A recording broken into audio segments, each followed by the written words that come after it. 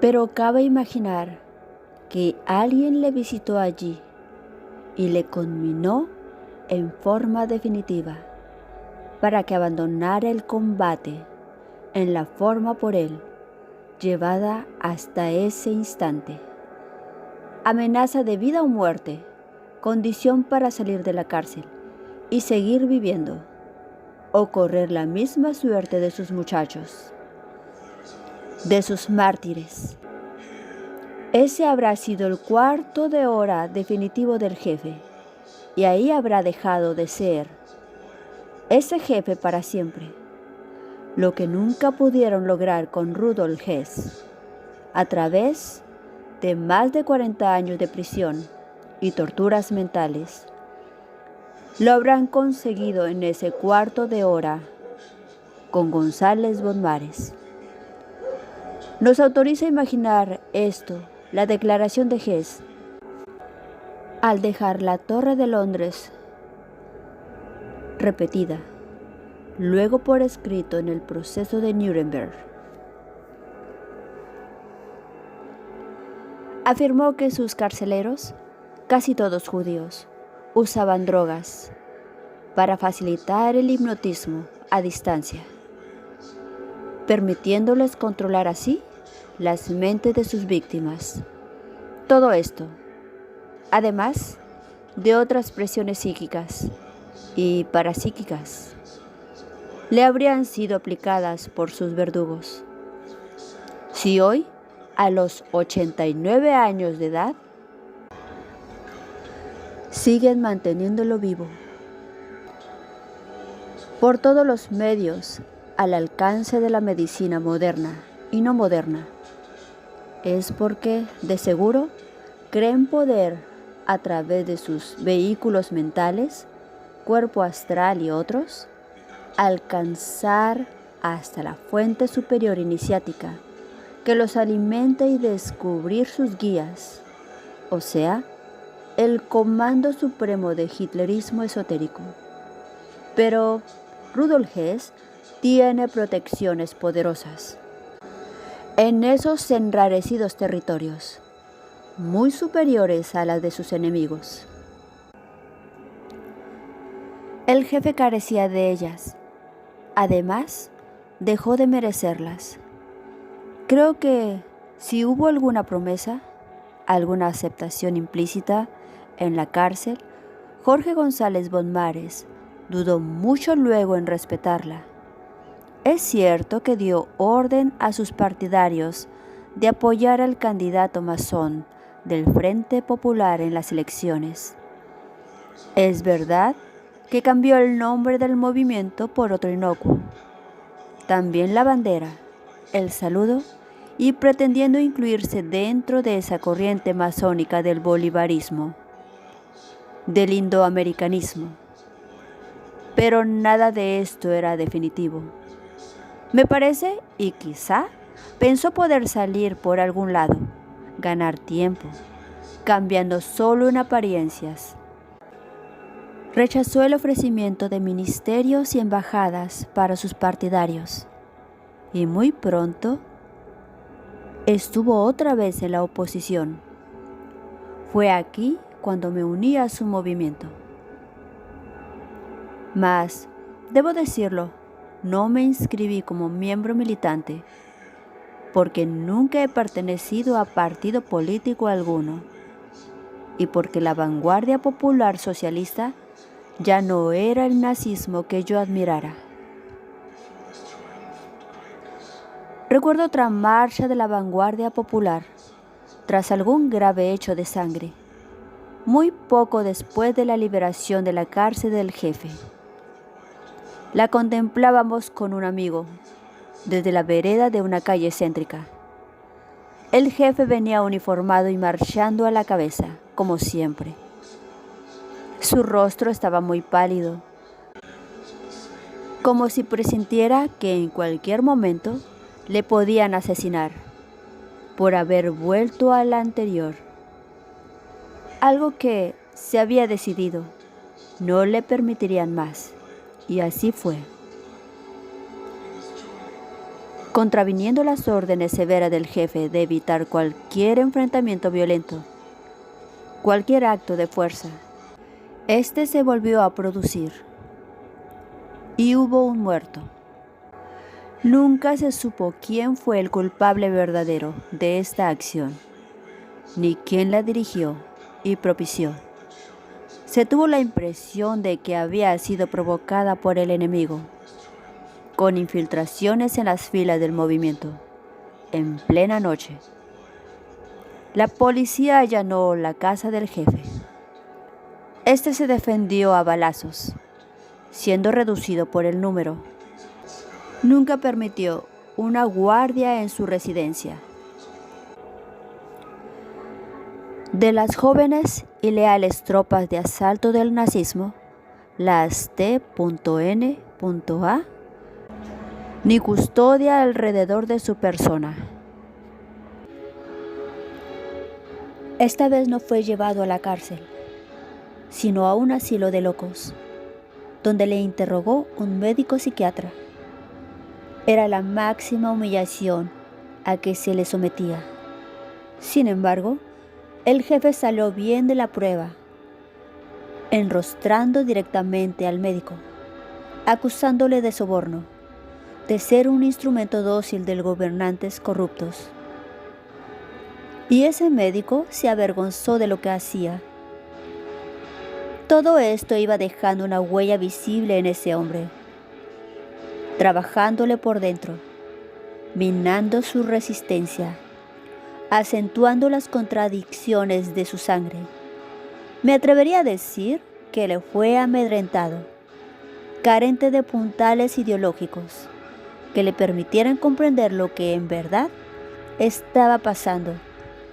Solo vio una ola como una montaña de sombras, de odios, de fantasmales apariencias que se le venía encima.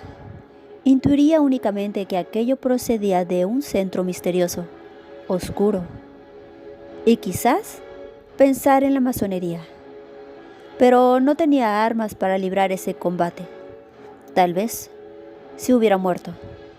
Si los dioses o los de allá se lo hubieran llevado, como a mi amigo Jason, todo se hubiera resuelto favorablemente. Mas, por alguna razón misteriosa, esta patria y él no le merecieron. Insisto, en el tema del mestizaje y del pecado racial. Este mundo sudamericano pertenece, por su origen y nacimiento, desde hace 500 años y más, al demonio.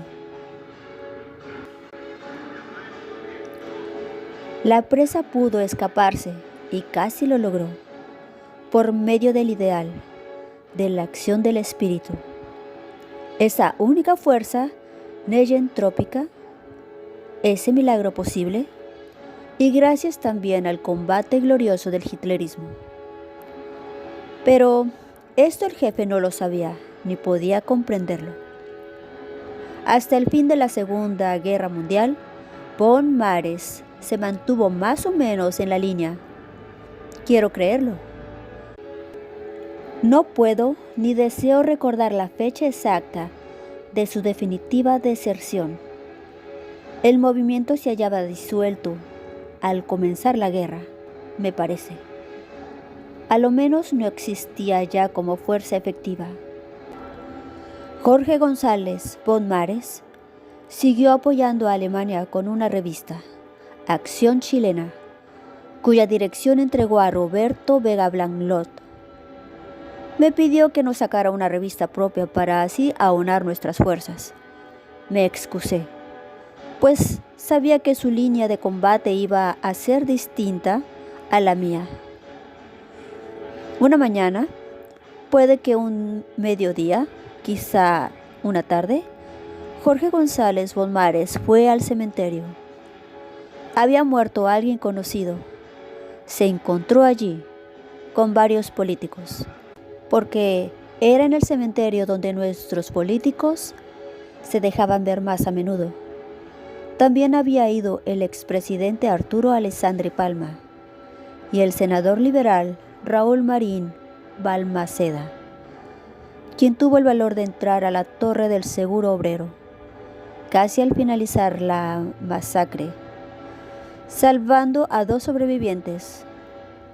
En el cementerio se acercó a Jorge González Bonmares y, de improviso, le puso frente a Alessandri pidiéndoles que se estrecharan las manos. Y el ex jefe, le estrechó la mano al asesino de sus camaradas, de sus mártires.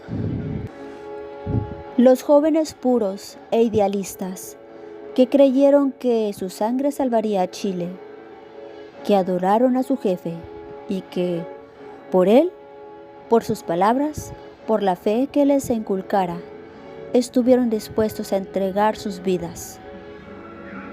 ¿Cómo pudo suceder esto?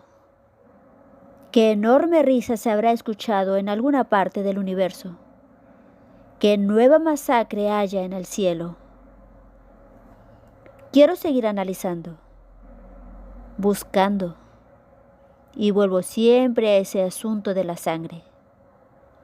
Me digo que los alemanes son así, muy lentos para reaccionar, que no saben qué hacer ante una situación tan inesperada como esa, encontrándose de pronto ante su peor enemigo, el culpable de todas sus desgracias y de la de los suyos.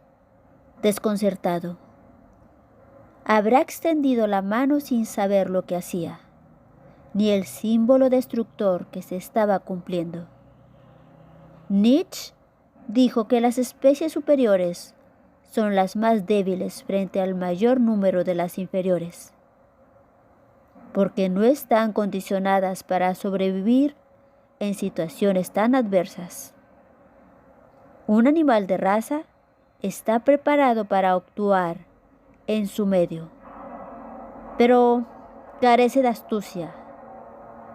Tiene dirección, carácter, voluntad.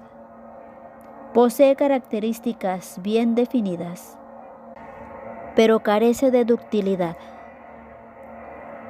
Es como un perro de raza frente a un quiltro, animal bastardo. Este es más simpático y sirve para todo. El perdiguero es bueno solo para cazar perdices, pero el quiltro degenera pronto. Las características del roto chileno son las mismas del quiltro, porque así es el mestizo. Ahora bien, en ese instante supremo, Jorge González Bonmares fue dominado por su mestizaje. Su sangre alemana le jugó la mala pasada de una reacción lenta y un desconcierto total. Queremos creerlo y deberíamos cargar con gran parte de la culpa al senador que le presentó a Alessandri, porque en nuestro mundo todo se pasa por alto y no se piensa en lo serio que significa una claudicación de los ideales. Porque nadie cree en ideales, y aunque vayan al cementerio, tampoco creen en los muertos, ni en la fidelidad a los muertos. A mí me sucedió algo parecido. Un camarada, a quien muy pocos recordarán, ya, me llevó ese libro dedicado de Alessandri. Estuve a punto de abofetearle y le declaré que si querría seguir siendo mi amigo, tendría que llevarle de vuelta el libro, con mi respuesta allí escrita. Así lo hizo. Se llamaba Delfín Alcaide y, sin saberlo, sin meditarlo bien, se había prestado para hacer un instrumento del mismo personaje, de las mismas fuerzas que detrás de él se movieron. Si yo hubiese aceptado, algún pacto secreto se habría establecido, moviendo fuerzas contrarias en el mundo invisible que de algún modo me habría neutralizado para siempre. Me salvó de nuevo el ángel de mi sangre. Después de ese ritual macabro, cumplido donde descansan los mártires, el arquetipo del traidor blanco se había constelado y su acción automática debería precipitar más hondo en el abismo a su víctima, la que ya no podía detenerse en su movimiento fatal. Fue así como Jorge González, no más Von Mares, entró al Partido Liberal, el de Alessandri, arrastrando consigo a otros exmilitares del nazismo, y llegó a ser su secretario general, gran defensor de la democracia parlamentaria y de todo aquello que un día combatiera con místico fervor. Jugada más macabra al alma de una generación y de la patria. Nunca antes ni nunca después se volverá a cumplir.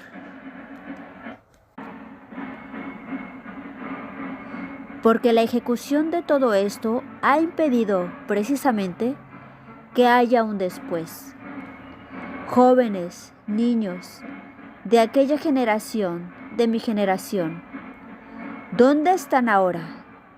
Dispersos, destrozados, sin alma, sin ideales, sin fe. ¿Cuán pocos se salvaron?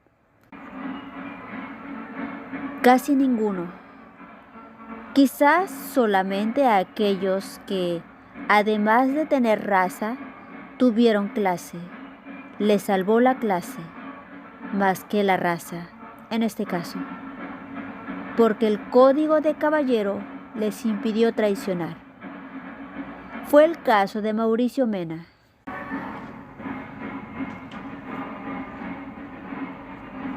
Autor de las hermosas canciones del pasado glorioso. Además, se murió a tiempo, joven aún. Era católico, pero allí se quedó sin traicionar a nadie.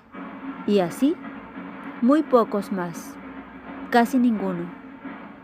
¿Y quién podrá culparles?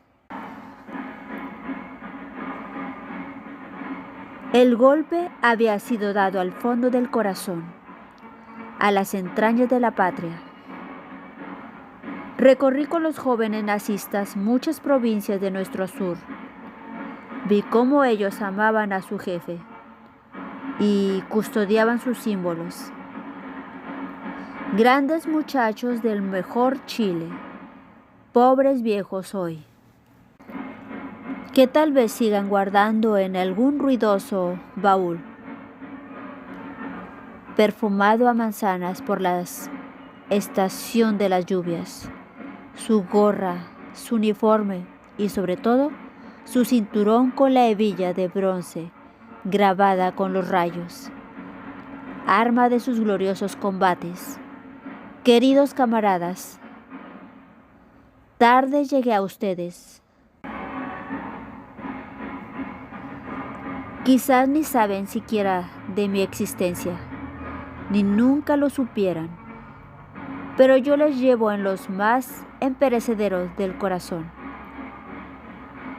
Al fin, nada importa, camaradas, porque un día nuestro Führer, el auténtico, volverá entre nosotros, y seguramente ustedes y yo tendremos un sitio junto a él para continuar este combate eterno, en el eterno retorno, contra las fuerzas de las sombras que devoraron a vuestro jefe, porque esta guerra no terminará jamás. Por ello, en verdad, nada se ha perdido para siempre. Arriba el corazón, camaradas. Heil, Sieg Heil. Qué extraño país es Chile. Al final del mundo, es la región subpolar. Es aquí y no en otra parte. donde se prefiguraron casi todos los motivos de esa sinfonía del crepúsculo de los dioses, que luego se repetiría en el corazón del mundo, en Alemania. Las mismas fuerzas oscuras desatadas en contra del jefe y del movimiento nazista. La traición blanca, salvo que allá el Führer se mantuvo íntegro, firme, hasta el final. El misterio habrá que atribuirlo a la geografía sacra, a la tierra. Chile, país de bellezas sublimes, de cumbres inalcanzables y puras, que habitaron los dioses blancos.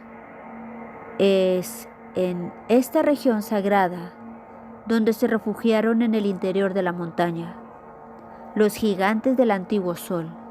Es más, las montañas son esos mismos gigantes petrificados que un día retornarán a poblar un continente emergido de las aguas, el continente del espíritu. Tras la gran catástrofe que cerrará el Kali Yuga, la época más oscura, aquí también dentro de la montaña se encuentra la ciudad mágica, encantada, que en los Himalaya se llama Agartha y en los Andes es la ciudad de los Césares. Aquí se ocultó el Graal y habitan los Siddhas, hiperbóreos inmortales, los sacerdotes vikingos desaparecidos, los templarios, los reyes incas y nuestro Führer, con sus más leales colaboradores, con sus magos y sus sabios. También a este mundo del sur vino Parzival. No hay nada más verídico que la leyenda y el mito. Todo lo que queda por debajo de ellos pertenece al reino de los infrahumanos. Este país del fin del mundo es el país de la leyenda y del mito. Por eso, de nuevo me encuentro aquí, de regreso, de otras búsquedas lejanas. Los hombres que hoy habitan la superficie de esta tierra, nada saben de esas verdades. Viven en permanente desequilibrio con el paisaje sublime y en desconocimiento de sus dioses. A los que no rinden culto ni obediencia son los esclavos sobrevivientes de la Atlántida, las razas mezcladas monstruosamente, sin orientación, sin fe, odiando todo lo que es bello, lo que sobresale, lo sublime, detrás del paisaje. Los dioses de esa tierra íntima, transfísica, salvo unos pocos hombres y mujeres que aún buscan las entradas al recinto de los dioses hiperbóreos y de la vida eterna.